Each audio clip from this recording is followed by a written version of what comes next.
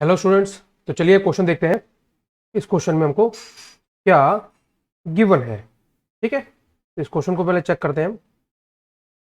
To particles A and B each of mass small m are kept stationary by applying a horizontal force F equal to m g on particle B as shown in figure. तो आपको बताना है ये जो चार options दिए हैं, option A, option B, option C and option D, इनमें से कौन सा ऑप्शन करेक्ट है और बचे हुए फिर हमारे अनकरेक्ट होंगे। तो चलिए करेक्ट और इनकरेक्ट देखने के लिए हमें उसको सॉल्व करना पड़ेगा। तो मैंने इसी डायग्राम का जो क्वेश्चन में डायग्राम लिया, इसका एक बिगर वर्जन यहां पे लिया हुआ है। तो इसमें देखते हैं क्या हो रहा है। देखिए बी पे राइट की तरफ कितना फोर्स लग रहा है, एम जी। बी पे डाउनवर्ड कितना फोर्स लग रहा होगा, ऑब्वियसली क्योंकि उसका मास एम है तो उस पर डाउनवर्ड अर्थ की ग्रेविटी के कारण एम जी फोर्स लग रहा होगा। T2 टेंशन इस तरफ एक्ट कर रही है। तो चलिए एक वर्टिकल लाइन डॉटेड बनाते हैं यहां पे इस तरीके से और एक हॉरिजॉन्टल लाइन बनाते हैं, ठीक है। अगर ये एंगल बीटा है तो एज वी नो ये एंगल भी हमारा बीटा होगा, ठीक है। ये एंगल अगर हमारा बीटा है तो ये एंगल भी बीटा होगा। T2 के मैं दो कंपोनेंट लेता हूं, या एक और वे है इसको समझने का, ध्यान से समझिएगा। यहां पे देखिए अगर B स्टेशनरी है तो T2 should be equal to resultant of these MGs, इन दोनों के रिजल्टेंट के बराबर। अब आप खुद सोचिए, यहां पे मैं साइड में डायग्राम बना रहा हूं। अगर एक फोर्स mg ऐसे लग रहा है और एक फोर्स mg ऐसे लग रहा है, यानी कि दो फोर्सेस हैं जो इक्वल है मैग्नीट्यूड में और 90 डिग्री पे एक्ट कर रहे हैं, तो उनका रिजल्टेंट क्या होगा, उनका रिजल्टेंट होगा mg square plus mg square, right. कैसे लिख सकते हैं इसको हम, mg√2। तो इनका रिजल्टेंट क्या होगा, mg√2। और कितने पे एक्ट कर रहा होगा, कहीं से भी, किसी भी एक mg से अगर आप देखोगे, किसी भी एक फोर्स से देखोगे तो 45 डिग्री एंगल पे ये एक्ट कर रहा होगा। तो ये कॉन्सेप्ट हमें क्लियर है जो राइट में मैंने आपको एग्जैक्टली समझाया अभी। तो चलिए, तो इसका मतलब mg√2 ऐसे एक्ट कर रहा होगा, ये बात बिल्कुल क्लियर है। और कितने एंगल पे, 45 डिग्री, और ये भी 45 डिग्री। अब अगर बी स्टेशनरी है तो T2 और mg√2 ये दोनों एक दूसरे के इक्वल एंड अपोजिट होने चाहिए, तभी तो बी स्टेशनरी है, क्योंकि और कोई फोर्स तो नहीं आ रहा है यहां पे। तो T2 की वैल्यू आएगी mg√2, पहली बात यह है।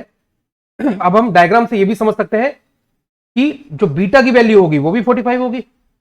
वो होता ना कॉन्सेप्ट आपका ज्योमेट्री में, वर्टिकली अपोजिट एंगल। तो ध्यान से देखिए, आप थोड़ा सा हाईलाइट करके बताता हूं आपको। देखो अगर ये एंगल 45 है, रेड से दिखा रहा हूं मैं, रेड कलर से 45 है, तो ये एंगल भी जो बीटा है वो कितना होगा, 45 डिग्री। तो बीटा की वैल्यू मैं यहां लिख लेता हूं, how much is it, 45 degree. जो हेल्प मिलेगी हम इसको हम आगे यूज करेंगे। तो चलिए यहाँ पे T2 की वैल्यू आ गई, बीटा की वैल्यू हमने निकाल दी। चलिए अब मैं फोकस करता हूं पार्टिकल ए पे। किस पे फोकस करता हूं, पार्टिकल ए पे। ये लीजिए, तो ध्यान से देखिए डायग्राम में ए पार्टिकल पे मैं डायग्राम बना रहा हूं। अब यहां पे क्या है, अगर ये एंगल अल्फा है तो स्टूडेंट्स ये एंगल अल्फा होगा, और T1 टेंशन फोर्स ऐसे लग रहा है। तो T1 cos alpha vertically upward act करेगा ए पार्टिकल पे, और T1 साइन अल्फा इस तरीके से एक्ट करेगा। ए पे और कौन सा फोर्स लगेगा, क्योंकि इसका मास है तो इसका mg नीचे एक्ट करेगा। ये सब बातें तो एकदम क्लियर है। और ऑब्वियसली यहां पे ध्यान से देखिएगा, मैं जो फोर्स बनाने जा रहा हूं इसको भूल मत जाइएगा। ए पे इस तरफ टेंशन T2 भी लग रही होगी, है ना, क्योंकि एक रोप में क्या होता है, टेंशन, अगर एक रोप है उसके दो एंड एकदम कनेक्टेड है तो दोनों एंड पे टेंशन लगती है। तो ए पे टेंशन T2 ऐसे लग रही है, और ये एंगल हमने कितना लिया हुआ यहाँ पे, एग्जैक्टली बीटा है। तो T2 के कॉम्पोनेंट्स यहाँ पे ले लेते हैं, तो T2 कॉस बीटा, और इधर कितना कॉम्पोनेंट आ जाएगा, T2 साइन बीटा।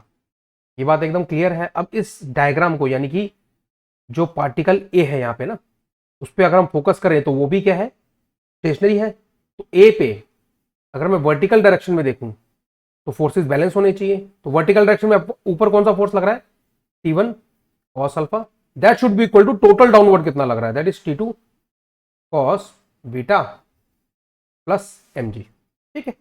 अब इसके आगे देखते हैं, यहां तक तो हमने वैल्यू निकाल ली। वैल्यू पुट कर देते हैं, T1 cos alpha equal to T2 की वैल्यू यहां से पुट करते हैं, बीटा की वैल्यू यहां से पुट करते हैं, तो ये आ जाएगा mg√2 कॉस 45 प्लस mg। तो T1 कॉस अल्फा की वैल्यू कितनी आ जाएगी, देखो कॉस 45 क्या होता है, 1/√2, तो वो और √2 कैंसल आउट हो जाएंगे। आप बात समझ रहे हो, जब आप कॉस 45 की वैल्यू पुट करोगे तो 1/√2 और वो इस √2 से कैंसिल आउट हो जाएगा, तो ये आ जाएगा mg प्लस mg। तो T1 cos alpha equal to कितना आ गया 2mg। कहीं ना कहीं इसका यूज हो सकता है, तो चलो मैं मान लेता हूं कि इसको इक्वेशन फर्स्ट लिख लेते हैं, क्योंकि इतना सॉल्व करने के बाद हमें ये आउटपुट मिला है यहाँ पे।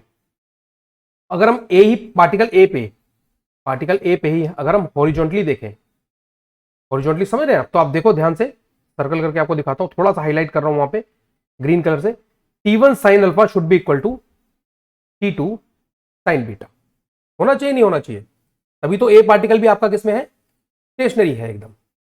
तो अब बात करते हैं यहाँ पे, सॉल्व करते हैं, बात क्या करनी है, हम सॉल्व करते हैं। तो T1 sine alpha equal to T2 sine beta, तो ये हमारा एक आंसर आ गया। अब यहां पे भी वही करना है, T2 की वैल्यू पुट करता हूं, mg √2 साइन 45 आ जाएगा। साइन 45 भी कितना होता है 1/√2, तो वो भी ऐसे कैंसिल आउट हो जाएगा।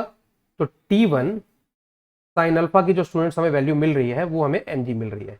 चलिए ये होगी हमारी सेकेंड इक्वेशन। बात क्लियर है? अब मैं क्या करूंगा, ध्यान से समझिएगा। Second equation divided by first equation अगर मैं करूं तो मुझे क्या मिलने वाला है, हमको ये सोचना है ना। Second equation divided by first equation क्या मिलेगा हमें, देख लेते हैं।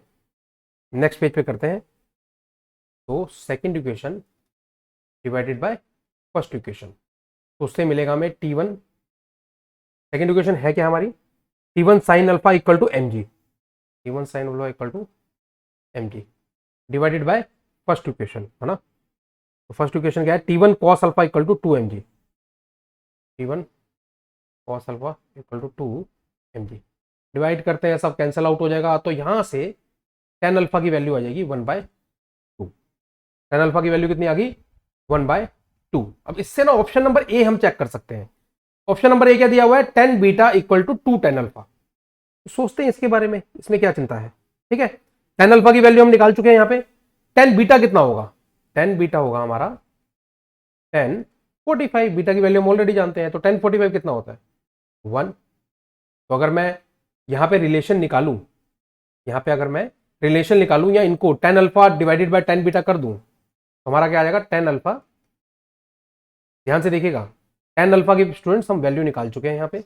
tan बीटा की वैल्यू हमें पता होनी चाहिए, क्योंकि हम ऑलरेडी बीटा एंगल जानते हैं। अब इनको मैं डिवाइड करूं तो tan alpha divided by tan beta कितना आ जाएगा 1/2 डिवाइडेड बाय 1। तो इससे हमें क्या रिलेशन मिलती है, इसको हम रीअरेंज करेंगे तो 2 tan alpha equal to tan beta हमें मिल जाएगा। तो क्या यही हमें ऑप्शन नंबर ए में दिया हुआ है, 2 tan alpha equal to 10। Exactly option number A आपका करेक्ट है। उसके बाद ऑप्शन नंबर बी और सी में कोई एक ही करेक्ट हो सकता है। ऑप्शन नंबर बी और सी में कोई एक ही करेक्ट हो सकता है, क्योंकि रीजन क्या है, रीजन बिल्कुल सिंपल है, T1 और T2 में कोई एक ही रिलेशन हो सकती है। तो बी और सी को हम चेक करते हैं, डी हमारा गलत ही होगा, डी हमारा गलत है। अल्फा और बीटा अगर इक्वल होते, ध्यान से देखो मैं यहीं ऊपर लिख रहा हूं, अल्फा और बीटा अगर इक्वल होते तो tan अल्फा और tan बीटा भी इक्वल होते, बट ऐसा हो नहीं सकता, क्योंकि ऑलरेडी ए ऑप्शन में tan beta equal to 2 tan alpha लिया हुआ है हमने। तो इसका मतलब डी भी गलत है। बी और सी में देखने के लिए हमको कुछ नहीं करना, हमको क्या करना है, सॉल्व करना है, ठीक है। ये हम क्या करेंगे इस केस में, देखो बहुत सिंपल सा कॉन्सेप्ट है। tan अल्फा की वैल्यू कितनी आई है, tan अल्फा की वैल्यू क्या आई है 1/2। इसको हम ऐसे भी लिख सकते हैं, sine alpha upon cos alpha equal to 1/2। और इसको हम अगर हम राइट एंगल ट्रायंगल लगाएं तो वहां से भी सोच सकते हैं, ये होता है परपेंडिकुलर। tan अल्फा क्या होता है, परपेंडिकुलर अपॉन बेस, राइट। तो मैं मान के चल रहा हूं कि परपेंडिकुलर की वैल्यू 1 है, बेस की वैल्यू 2 है, तो हाइपोटेनस की कितनी आ जाएगी, कितनी आ जाएगी √5 आ जाएगी।